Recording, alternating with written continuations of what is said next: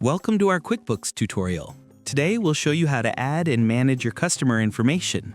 There are a couple of ways you can do this. When you first go to the Customers section, you can quickly add a customer by entering just their name, phone number, and email.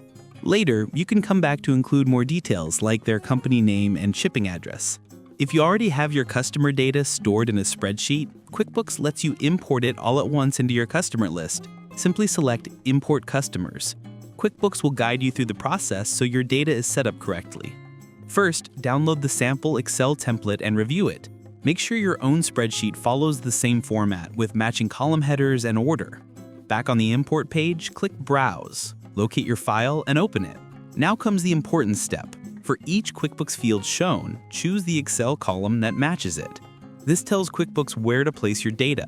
You'll see a preview of your information and how it will appear when imported. Be sure to check the boxes on the left for every customer you want to bring in. Then click Import and you're all set. Your customer list is now in QuickBooks. To add new customers individually, click Customers and then New Customer. The only field you must fill in is the display name, but you can provide as much extra information as you'd like. Once your customers are in QuickBooks, you'll be able to include them in invoices, sales receipts, and other transactions. Now it's your turn. Start entering your customers into QuickBooks today.